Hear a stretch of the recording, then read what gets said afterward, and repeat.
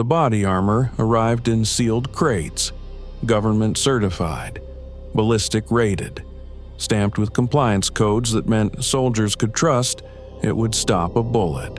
It couldn't. The first soldier died on a Thursday morning. Forward operating base, Eastern Theater. Routine patrol. Single shot, center mass. The armor failed. The round passed through the ceramic plate like cardboard. The medical team called it a catastrophic penetration failure. The death was logged. The report was filed, closed as combat casualty. Nobody asked why the armor failed. Nobody connected it to the second death, or the third, or the 14 that followed across 17 months, because the paperwork was perfect. The certifications were stamped. The contractors had signed every compliance document. The acquisition officers had approved every shipment. The system said everything was fine. The system was lying. FBI investigation began with a single whistleblower email. A quality control technician. 8 years working at a defense manufacturing facility in the Midwest. Good worker. Quiet person. Someone who believed in what the products were supposed to do. Someone who watched the process change, step by step, until the products didn't do what they were supposed to do anymore. The email was flagged by the FBI's Defense Fraud Unit on a Wednesday morning. Routine intake. Expected outcome. Low-level contractor misconduct, maybe procurement irregularities. A fine, a suspended contract, paperwork violations, the kind of case that gets processed and forgotten. The email described something different. It described systematic material substitution. Military-grade ceramic composite plates, the kind rated to stop rifle rounds, being replaced during final assembly with cheaper civilian-grade materials. The difference was invisible to the naked eye. The difference was invisible to most inspectors.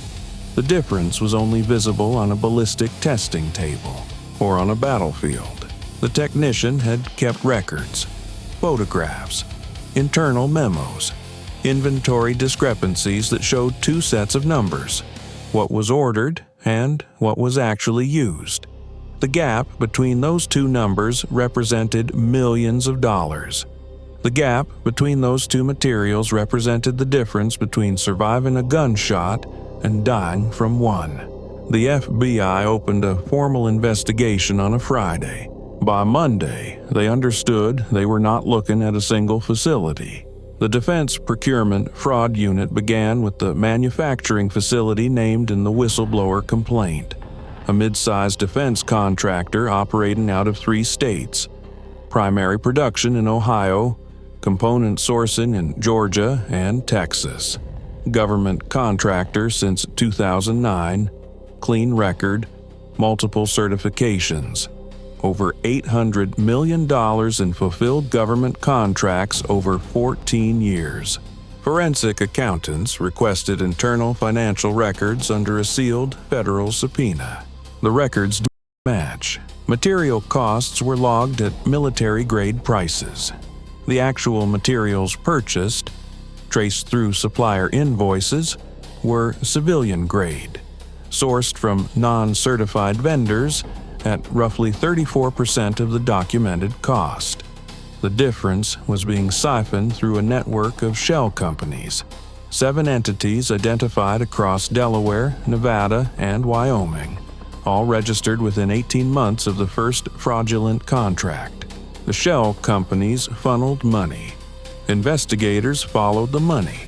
It didn't stop at the contractors. 6 payments, totaling $4.3 million over 4 years, traced back to a consulting firm in Northern Virginia.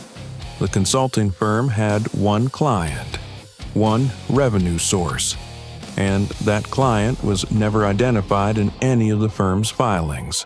Surveillance began. The consulting firm's principal was a former defense acquisition official, retired from federal service 18 months prior, collecting a government pension, living in a house worth $2.1 million, driving a vehicle worth $140,000, spending at a rate that bore no relationship to any documented income source. FBI agents pulled his federal employment records. He had served as Senior Acquisition Program Manager for the Defense Logistics Agency for 11 years. He had personally overseen contract awards exceeding $6.4 billion. He had signed off on compliance certifications for multiple defense manufacturers, including the facility at the center of the investigation. His signature appeared on 37 separate approval documents, 37 contracts, 37 approvals, 37 times the government was told, "This equipment meets specification. This armor will protect the people wearing it." It didn't. Investigators began cross-referencing contract approval dates with payment transfers. The pattern was exact. Every major contract approval was followed within 30 days by a payment to the consulting firm. The correlation was 100%, not close to 100%, not approximately. Exactly. 37 contracts, 37 payments. The investigation expanded. The former acquisition official was not working alone. Digital forensics, authorized under federal warrant, recovered encrypted communications from his personal devices. The communications revealed a network, not a loose association of people cutting corners. A structured, deliberate operation with defined roles, coded language, and a hierarchy that had been functioning for over 6 years.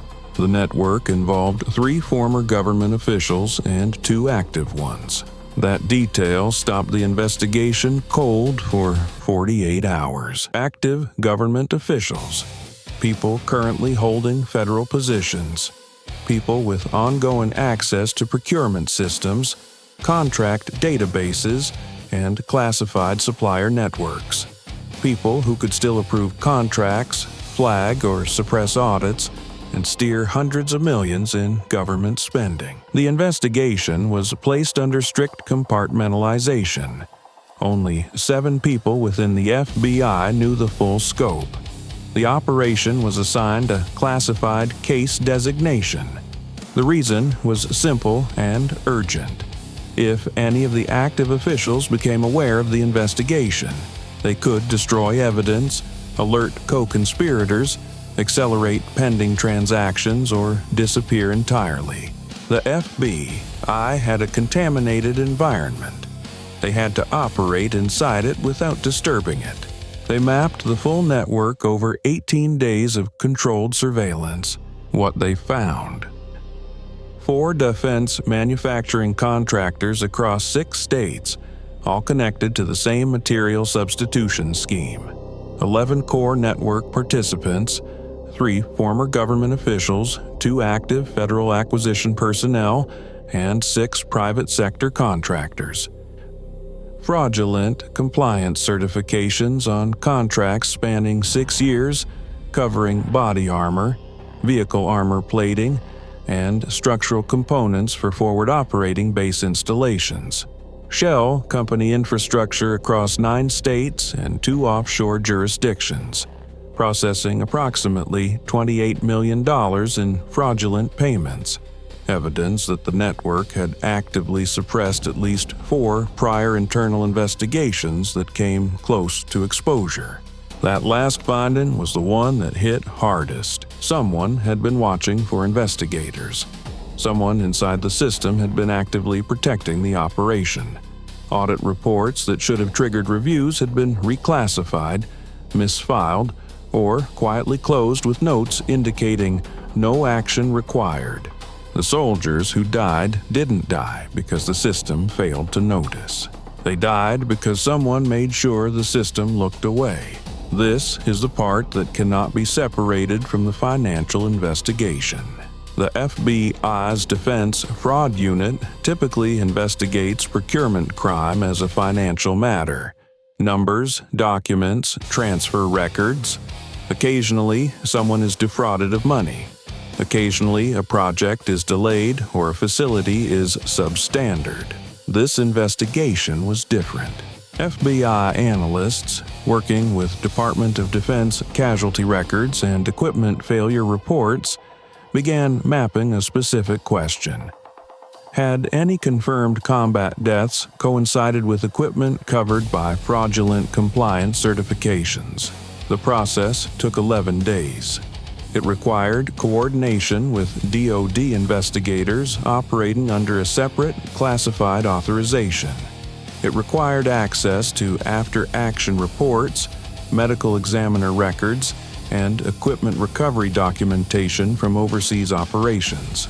The answer came back on a Tuesday morning. 17 confirmed cases. 17 soldiers whose deaths were logged as combat casualties involving equipment failure. 17 incidents where analysis documented armor penetration inconsistent with the documented ballistic rating. 17 cases where the equipment was supplied under contracts approved by network members. 17 deaths that may not have been inevitable. That word, may, is the word investigators used.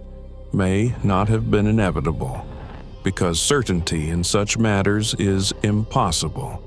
The legal threshold for connecting fraudulent certification to a specific death is extraordinarily high, but 17 soldiers wore armor that was supposed to stop bullets. The armor was certified. The paperwork was perfect. The signatures were on the documents, and 17 soldiers are dead. The investigation was no longer a financial fraud case. Here's where the timeline became critical. 6 years of fraud, 17 deaths, a network of 11 people, $28 million in criminal proceeds. All of this was already catastrophic. Then, the FBI discovered what was scheduled for 12 days from the start of active surveillance. A new contract, designated Program Acquisition, Defense Logistics Agency, cover and body armor and personal protective equipment for deployment cycles over the following 4 years. Total contract value, $4.7 billion. One of the largest single personal protection equipment contracts in the agency's history, covering equipment for an estimated 340,000 service members across active duty and reserve deployments. The primary contractor being considered for the award, one of the 4 companies at the center of the fraud investigation. The contracting officer assigned to oversee the final approval process. One of the 2 active federal officials identified as network participants. If the contract was awarded as scheduled, 340,000 service members would be equipped over the following 4 years with personal protective equipment supplied by a contractor with a documented history of material substitution and fraudulent compliance certification, overseen by an acquisition official who was on that contractor's payroll. The FBI had 12 days. 12 days to complete the investigation, secure the evidence, execute arrests, and prevent the contract from being signed, without alerting the 2 active officials who would immediately flag the disruption to their co-conspirators, triggering evidence destruction and flight risk across 11 targets in 6 states. The operation entered its final phase. What made this case operationally difficult was not the number of targets. 11 across 6 states is manageable with sufficient coordination. What made it difficult was the institutional environment. 2 of the 11 targets were inside federal buildings. Both held active security clearances. One had supervisory authority over an office that processed subpoenas, meaning a standard legal process through normal channels could, theoretically, land on his desk before reaching its intended recipient. The FBI's solution was a parallel track operation. Track 1, the standard criminal investigation, proceeding through normal federal channels with documentation prepared for sealed warrants and simultaneous arrest orders. Track 2, a separate, compartmentalized coordination with Department of Justice, National Security Division, and DoD Inspector General, operating under security protocols that bypass the standard procurement chain entirely. Track 2 existed for one reason: to ensure neither active official received any signal, formal or informal, that the investigation was closing in. 18 days of surveillance, 11 days of financial forensics, 6 days of parallel coordination, 3 days of final operational planning. On day 38, the FBI was ready. The contract signing was 4 days away. Simultaneous operations, 6 a.m. Eastern, 6 states, 11 targets. Arrest teams positioned at residential addresses for the 9 targets not inside federal facilities the previous night. Each team had sealed warrants, backup units, and specific protocols for evidence preservation, particularly electronic devices, which the network had used for encrypted communications. For the 2 active federal officials, the operation required a different sequence. At 5:45 a.m., 14 minutes before the residential arrests began, DoD Inspector General officers, working under a separate federal authority, entered both federal facilities under the cover of a routine security audit. Both officials were separated from their workstations and placed under administrative hold before the first residential arrest team made contact.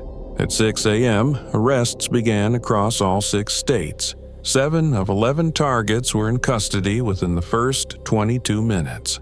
2 targets had received no advance warning, but had clearly been preparing for a possible exposure. Both had packed bags, had passports accessible, and had significant cash on hand. Both were arrested at their residences.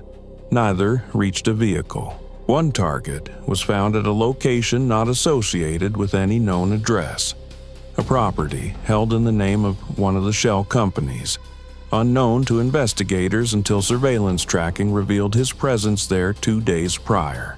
He was arrested without incident. The final target was the former acquisition official, the one who had served as the operational center of the network for 6 years, the one whose signature appeared on 37 fraudulent approvals, the one who had collected $4.3 million while 17 soldiers died wearing armor he certified. He answered the door in a bathrobe, did not resist, did not speak. The agents noted he appeared unsurprised, like someone who had always known the door would eventually open. While arrest teams executed residential warrants, separate FBI evidence response teams entered 4 manufacturing facilities across 3 states under sealed search warrants. The goal: preserve physical evidence before any network communication could trigger evidence destruction protocols. At the Ohio facility, the primary production site, agents discovered a secondary warehouse not listed in any public-facing documentation. The warehouse contained materials in various stages of assembly, including ceramic composite panels that had been removed from finished armor units and replaced with lower-grade substitutes. The original military-grade panels were stored, still in manufacturer's packaging, evidence of the substitution process in physical, tangible form. They also found records, not digital records, paper records, handwritten logs showing production batches, material substitution decisions, and, in one logbook, a column of initials next to each substituted batch. The initials corresponded to network members who had signed off on specific production runs. Someone inside the facility had been keeping their own record. The quality control technician who filed the original whistleblower complaint had understood something about evidence preservation that his supervisors had not anticipated. Digital records can be deleted. Paper records stored in a secondary location are harder to make disappear. He had spent 2 years maintaining that logbook before sending the email. When agents recovered it, they secured 8 years of documented fraud in one binder. At 7:14 a.m., 74 minutes after the first arrest, the FBI formally notified the Defense Logistics Agency that the pending contract award was subject to an active federal investigation. The notification froze all contract activity pending review. The $4.7 billion contract was not signed that day, or the following day, or the week after. An emergency review process was initiated, with independent compliance verification required for all contractors currently under evaluation. The two active officials who had been part of the approval process were immediately placed on administrative leave pending the outcome of criminal proceedings. The contract was eventually awarded to a different contractor, one that had not been part of the network. After a 6-month review and independent ballistic certification process conducted by a third-party laboratory, the 340,000 service members who would have been equipped under the original award are now being equipped under a contract with verified materials, independent testing, and a compliance chain that does not involve anyone connected to the network. The armor they will wear has been tested, not just certified on paper, actually tested. Federal indictments were filed against all 11 defendants within 45 days of the arrests. Charges included major fraud against the United States government, conspiracy to defraud the Department of Defense, bribery of federal officials, obstruction of justice for the suppression of prior audit investigations, procurement fraud under the False Claims Act.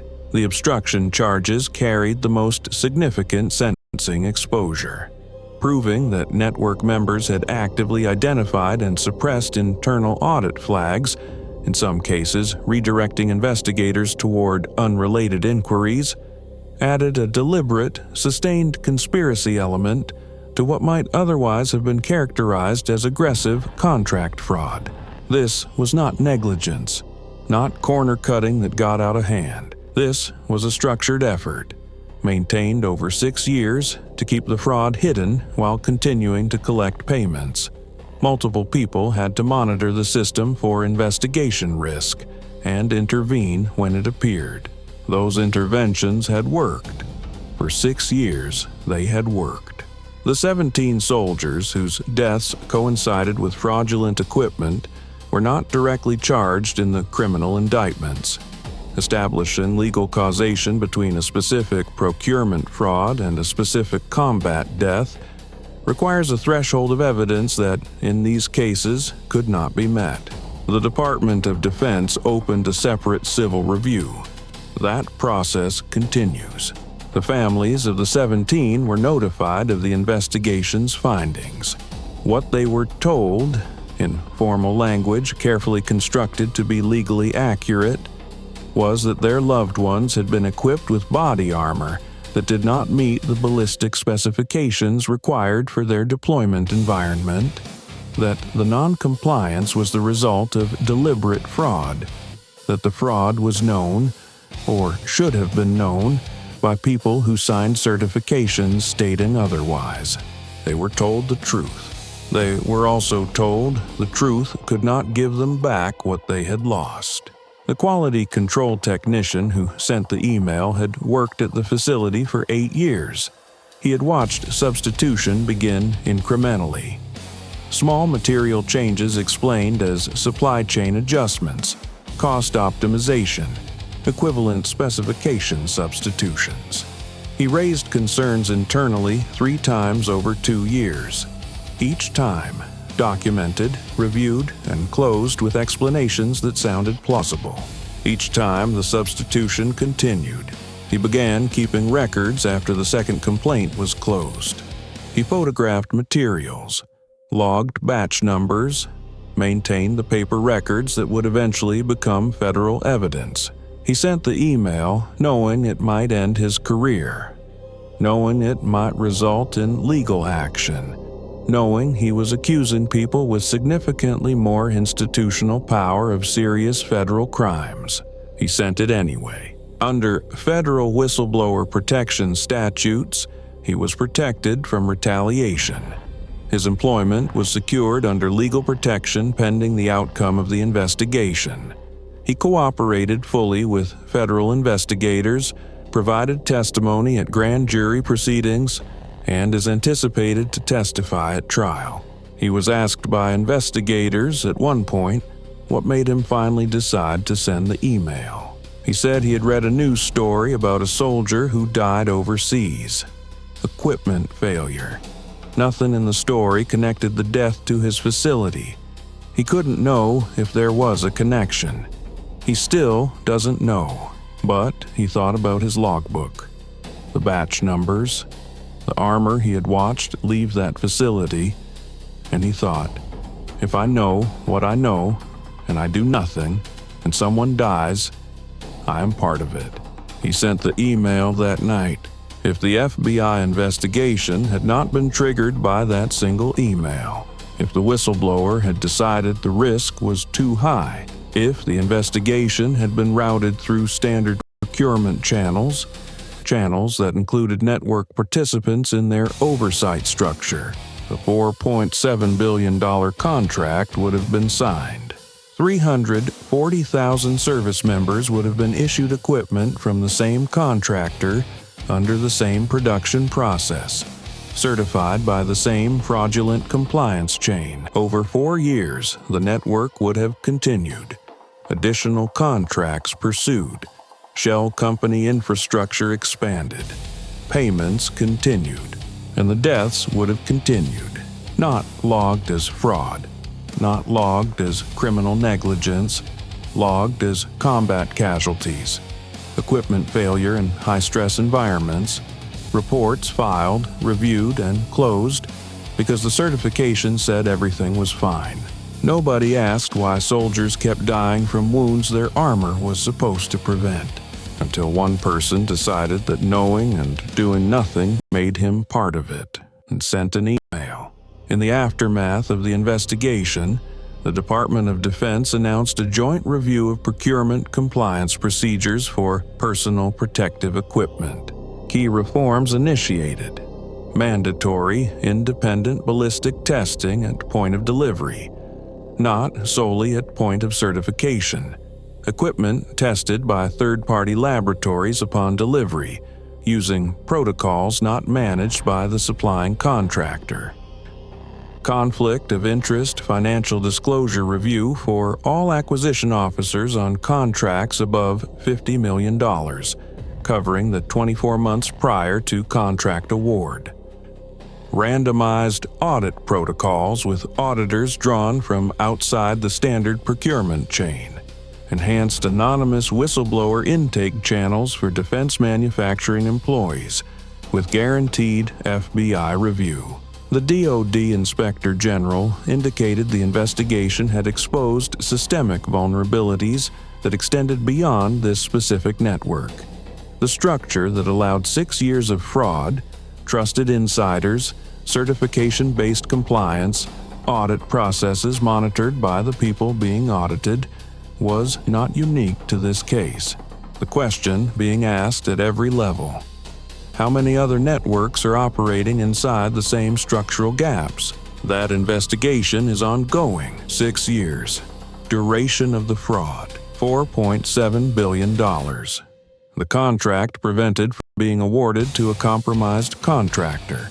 Tra 100.000 400.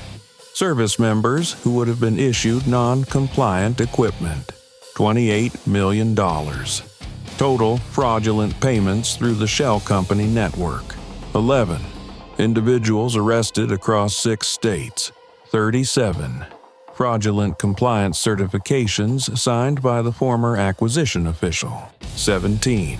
Soldiers whose deaths coincided with equipment under fraudulent certifications. 1. The person who kept a paper logbook for 2 years and sent an email. 1 person. That's the number that matters most. 6 years of institutional fraud, an 11-person criminal network, and $28 million in criminal proceeds. Defeated by 1 quality control technician who believed that knowing and doing nothing made him part of it. He was right. 340,000 soldiers will wear armor that has actually been tested. Sometimes prevention isn't the last-second intervention. Sometimes it's a paper logbook, a 2-year wait, and one email sent on a night when it would have been much easier to close the laptop and go to bed. He didn't close the laptop, he sent the email, and that was enough.